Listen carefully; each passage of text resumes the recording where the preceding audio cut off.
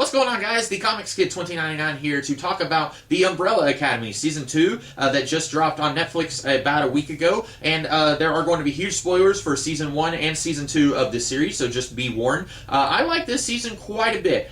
But, and you knew there was a but coming, the plot of this season is basically the exact same as the plot of Season 1. And if you haven't seen Season 1, basically there are 7 superhero siblings, all adopted by this strange, unusual man, and then he dies when the series first begins, so they all come back together after a long time of being separated, and then one of them, he has spent like 40 years in the future. He finally is able to make it back to the present day, and he tells them an apocalypse is coming in like 5 or 6 days. I need your help trying to prevent this from happening. And then the rest of the season is them trying to figure out what caused the apocalypse and why it happened so that they can keep that from happening. And then at the end of the season, you find out that Vanya, played by Ellen Page, she is actually the cause of the apocalypse. She had these huge cataclysmic powers that she didn't even know about for her entire life, and they manifest throughout Season 1, and then various factors kind of cause her to become a little bit unhinged, and then she blows a giant hole in the moon, and then that is the apocalypse. And then number 5, he is the one with time travel powers. He gets this idea, if we go back in time, we can prevent this from happening, now that we know. And then they all start turning into children. I don't know what's going on at the end of Season 1. When I saw that, I thought, okay, Season 2 is not going to have the adult actors, it's going to have all the child actors that we saw in quick little flashbacks throughout Season 1. And I was a little worried about that, because in general, I don't think very highly of child actors. It's different with number 5, who is a child in Season 1, because they specifically sought out someone who could act. But with the other kids, they're only in like 5 or 10 minutes throughout the whole season, so I don't feel like they were as concerned with getting someone who could act. They were more concerned with, does this kid look like he could grow up to become that guy? And if they found someone like that, then great, that's good. And so at the end of Season 1, when all of the adults are turning into children, I took that at face value, and I thought, okay, now we're going to get a season of them as kids, and I was not ready for that. I didn't think that would be very good. This season just completely ignores that. This season, they are all deposited into different parts of the 1960s. I think Luther is dropped off in like 1962, Klaus is dropped off in 60 or 61, and then the rest of the series actually takes place in 1963, but they've all been there for longer than some of the others, if that makes any sense. Like Diego, I think, has been there for 10 months or something like that. Klaus has been there 3 years, but they're all adults. So this season just completely ignores the ending of Season 1, and maybe that ending was symbolic. I don't know. I don't read symbolism into stuff. When something happens in a TV show or a movie, I take it at face value. But anyway, so they all are dropped off at various points in the 60s, and then number 5, he falls into 1963, and he sees this big cataclysmic war going on. All of his siblings are fighting these soldiers, and there's bombs being dropped all over the place, and then Hazel, who was one of the time-traveling assassins who was trying to kill number 5 in Season 1, he shows up and tells number 5, come with me if you want to live, and then he tells him, you have like 10 days to stop the apocalypse, and then you have to figure out what's going on, good luck. And then Hazel gets killed, and it's basically the exact plot of Season 1. Now, I like it, but if we get a Season 3, and there is a giant cliffhanger ending with this season, if we do get a Season 3, I want the plot to not be another apocalypse that they have 5 or 6 days to prevent. You can do other stories other than a giant world-ending threat, and we know it's going to happen, we know when it's going to happen, but we don't know how it's going to happen. I feel like you can do other stuff. This kind of reminds me of how Season 1 of The Flash was this evil speedster, and we don't know who it is, and then it turns out it's someone close to us. And in Season 2, there's this evil speedster, we don't know who it is, and then it turns out it's someone close to us. You don't need to repeat the plot from the previous season almost verbatim. Now, like I said, I do like this season. I like a lot of the character stuff here. I think all the characters go in different directions. It's very interesting, very different from how they were portrayed in Season 1, but also it feels natural. Klaus is a very different character here than he was in Season 1, and that's because he lived 3 years that we didn't get to see. So there's stuff going on with him that he wasn't dealing with in the first season. I like all that. I think that's great. Also, talking about how stuff is pretty much repeated from the first season. It turns out Vanya is once again a huge part of the apocalypse happening, and it does end a little differently. Season 1, the apocalypse is not prevented, and then they basically go back in time to try and prevent it, and then that doesn't work. In this season, they do prevent the apocalypse, and Vanya is not the cause of the apocalypse. She's just a step in the apocalypse happening. She uses her powers, and it turns out it's accidental, but she uses her powers, accidentally blows up a government building, and then the communists, or Kennedy thinks that is the communists bombing them, so then a big nuclear Armageddon happens. So Vanya accidentally causes the apocalypse, whereas in season 1 she deliberately did it. But this, I feel like they could have done a little bit of stuff. They could have done something that didn't have to be a giant apocalypse. But overall, I'm interested. There are a couple of characters who do things where I feel like, okay, you did that so that the plot could happen, but your character is smarter than that. You didn't have to do that. At one point, the Handler, I don't think she's ever called that in season 1, but this is the woman. She was in that Grey's Anatomy spinoff. I don't know the actress's name, but she was number 5's supervisor in season 1 when he worked for the Commission. Those are people who go around taking care of anomalies in time. She sent him to blow up the Hindenburg and sent him to make sure that John F. Kennedy would die, and I have something to say about that in a minute. But anyway, she was just a minor part of season 1. She is a much bigger threat in this season, but she, I don't remember what I was going to say, but anyway, she is here, and yes, I do. She, at one point, makes a deal with number 5. She says, I will take you and all of your siblings back to your original time period, 2019, if you go and kill the board of directors, and that way I can ascend and I can take over the commission. So he does that, except for the leader of the board of directors is this fishbowl on a human body. It's like the head is a fishbowl, and then there's a fish inside the fishbowl, and then it's a human-like body. And then number 5 breaks the fishbowl, but then saves the fish and puts the fish in a little bag of water, and then the commissioner, or the handler, she takes the fish and puts it in a fishbowl on her desk. So the fish cannot talk anymore because that was part of the human body that number 5 destroyed. So then the fish is able to warn one of his employees by moving around rocks in his fish tank to warn the employee, okay, you need to go and check out this file, and then the employee is able to almost warn the handler's daughter. I'll talk about her in a minute, about what the handler is up to, but the handler is able to kind of divert that from happening, and then she eats the fish. She says, oh, you did this. Okay, why didn't the handler just kill the fish in the first place? Why did she keep him alive only for him to warn these people? She is pretty devious and cunning. I would think this would have occurred to her. I wouldn't think that she would be an idiot enough to leave someone who is a threat to her alive. And then also you have number 5. At one point he says, well, that didn't work. My deal with the handler, it didn't work out the way we wanted it to, so now I know that my past self, who is here to make sure that John F. Kennedy dies, we can go and we can take his briefcase and we can make it back to 2019. And he knows that, because this just happened for him like 5 days ago, and he knows that in the past when he was here and he made sure that Kennedy died, that he left his briefcase, that he used his own powers and went back to 2019, and that's what kicks off the plot of season 1. He knows that that happened, but for some reason, the number 5 that we are following says we need to go and we need to interact with my past self and try and get that briefcase from him. And when we do this, it's going to give me some kind of time travel-induced paranoia. Me and my other self. Two of the same person interacting with each other via time travel, that creates some kind of time travel-induced paranoia. And they play it for a joke, but I'm wondering, okay, number 5 is supposed to be like the smartest character in the whole show.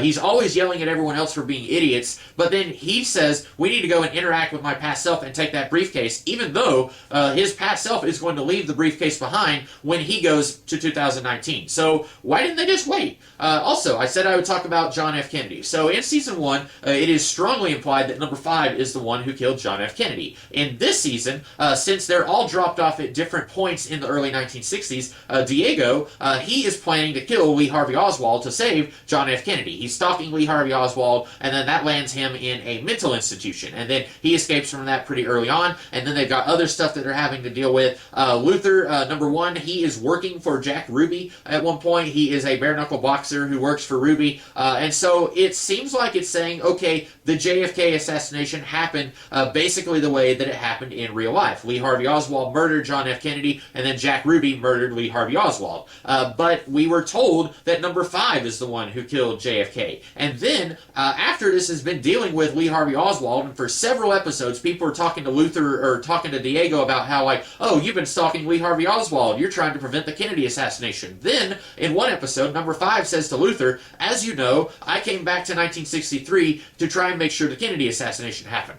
What? We didn't know that, or at least I'm pretty sure Luther didn't know that, and I'm confused. I don't know who is responsible for the death of John F. Kennedy, because at one point Diego is in the future and he's watching what happens, and Vanya blows up the government building. Again, it's accidental, and then because of that, whoever was going to kill John F. Kennedy was distracted, and so then they don't kill Kennedy, and then Kennedy launches nukes against Russia, and so that's what causes the apocalypse. And then they are able to prevent Vanya from blowing up the building, and then Diego says, okay, I'm going to go and prevent JFK from getting killed. And at this point, he thinks that their dad is actually responsible, but it's not, and I'll talk about that in a minute. I've got a whole bunch of stuff I need to talk about. So I'm still confused. Who was it that actually killed John F. Kennedy? Because in this season, we see that old number 5, or number 5 from like 5 days ago, we see that he does not do anything regarding John F. Kennedy. He jumps into the future. He does not complete his mission. So then Lee Harvey Oswald apparently is the one who actually kills John F. Kennedy. I wish this series would land on what actually happened and then stick with that. Why was number 5 sent to the 1960s to make sure that JFK would die if Lee Harvey Oswald was the one who killed John F. Kennedy? Because when he was initially sent back, the Umbrella Academy, they weren't in the 1960s. That's a new development. This isn't like some time travel stories where if it happened, then it always happened, where if you go back and look at season 1 in the flashback where number 5 was in the 1960s, in that flashback, you don't have another number 5 and Luther right there next to that number 5. So this is a new development in the time stream. So why did the commission send number 5 back to the 1960s? It doesn't seem like Lee Harvey Oswald needed any help assassinating John F. Kennedy. I said I would talk about the girl, the handler's daughter. So basically the handler, she realized there are other kids out there with superpowers, because Reginald Hargreaves, he only adopted 7 kids, and there were 43 who were born in 1989. And so at one point when number 5 was working for the handler, she had number 5 kill these people in 1993, I think, and then the handler adopted their child. And then she has abilities. She's able to basically mimic powers of other people with abilities. And she is able to manipulate this girl into thinking that her parents just died in an accident, and then later she finds out that the fish guy, that he actually ordered number 5 to do the kill, and then number 5 is finally able to convince her, no, it was actually the handler who ordered that kill, and I like the character quite a bit, except there comes a certain point where I feel like she is either really stupid or everyone else is really stupid. Because at one point, she was in the mental institution with Diego, and she was there to spy on him. And we don't know that she is the handler's daughter for like 2 or 3 episodes, but she's there to spy on him, and as we find out, protect number 5, make sure nothing bad happens to him, because the handler wants to use number 5 to eliminate the board of directors. And then later, when she thinks that she's figured out that number 5 killed her parents, suddenly she's mad at Diego for reasons, and Diego knows at this point that she lied to him and betrayed him, and she basically says, it's okay, everyone lies to everyone. But then when she thinks that Diego lied to her, he didn't, then she's really upset about that. And I feel like if someone had called her out on that, if someone said, you lied to me, and what you did was much worse than what you think that I did, I feel like if someone had just called her out on that, then that would have been fine. But then she disappears here, and with how season 1 introduces a weird cliffhanger ending, and then season 2 doesn't acknowledge that, I'm almost 100% sure that we're not going to see her again in season 3. Maybe we will. She grabs one of the briefcases and disappears into the time stream, but I have a feeling we're not going to see her again, but maybe I'll be surprised. But then I feel like there was something else that I needed to discuss. Reginald Hargreaves, let's talk about him. So he's still alive in this time period, and the kids try to talk to him. I don't know why. They're all really frivolous with the time stream. It sounds like I didn't like this season, but I did like it quite a bit. But there's a lot of stuff that I don't understand, or I wish that it could have been done better. And all of them go to try and talk to him. Diego thinks that Reginald Hargreaves is actually responsible for the death of John F. Kennedy, and Reginald basically says, oh, maybe I am, maybe I'm not. And at one point, Diego also tries to warn Reginald's wife. He says, your husband is going to try and assassinate the president. And she goes to him and says, are you trying to assassinate the president? And he basically says, I can't tell you. There are aspects of my work that I cannot tell you about. You're just going to have to trust me. And then at the end, it turns out he does not have anything to do with the death of JFK. And then he goes and he's talking with this weird cabal of people who have been doing something. We don't know what. And he says, JFK was not supposed to be harmed. You guys lied to me. So these guys apparently hired Lee Harvey Oswald to kill John F. Kennedy. I don't know what the nature of this partnership was. Apparently, Hargreaves was giving these guys weird alien technology. They wanted America to make it to the moon before the Russians, and so apparently JFK needed to die because of that, and then Hargreaves ends up killing all these guys. So if he didn't have anything to do with the death of JFK, why couldn't he tell his wife, no, I don't have anything to do with the death of JFK? That's just there to create drama for the audience, to make us think that he's up to no good, and then twist it and no, he's actually not up to no good. But why couldn't he just tell his kids and his wife, no, I have nothing to do with the death of JFK. So anyway, I like the season. I really did, but there's a lot of stuff that I feel like could have been done a little bit better. This feels like a first draft, and it's a really good first draft. It's like 75% good, but then the other percent is like, ooh, you guys could have done a little bit better with that. So I enjoyed it. I will definitely watch season 3, and I guess I should talk about how I'm a little bit of a hypocrite, because I recently talked about The Boys season 1, which ends in a huge cliffhanger. I've talked about The Umbrella Academy season 1 and 2, both of which end on a cliffhanger, and then recently I talked about every episode of the Netflix King Arthur series, Cursed, and I talked about how Cursed ends on a huge cliffhanger, and I was not okay with that. Why am I okay with The Umbrella Academy season 1 and 2 and The Boys season 1 both ending on cliffhangers, and I'm okay with that? But I'm not okay with Cursed ending on a cliffhanger. I guess with The Boys, I watched it like less than 2 weeks before season 2 was going to air, so I knew that anything set up in season 1 that didn't get paid off at the end of the season would get followed up on in a second season. I was 100% sure we were getting a second season. I already knew that. With The Umbrella Academy, of course I didn't know that because I watched season 1 back when it first dropped, but I guess I was more sure that we would get a second season. I didn't know for certain, but I was pretty confident that we would.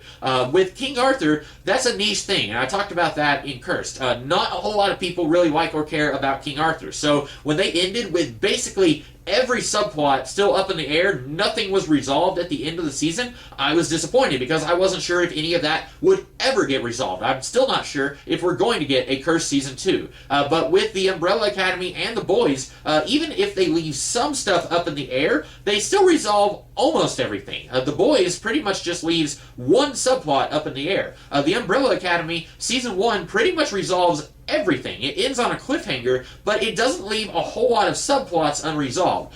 Season 2 does leave a little bit more stuff up in the air. I'm still questioning a lot of stuff that happened in Season 2, but still, the plot of this season is basically wrapped up by the end of the season. It ends on a cliffhanger, but that's not the same thing as leaving a whole bunch of stuff unresolved. The Cursed series, pretty much everything is unresolved, so that's why I was disappointed with Cursed, whereas I'm not nearly as disappointed with The Umbrella Academy or The Boys.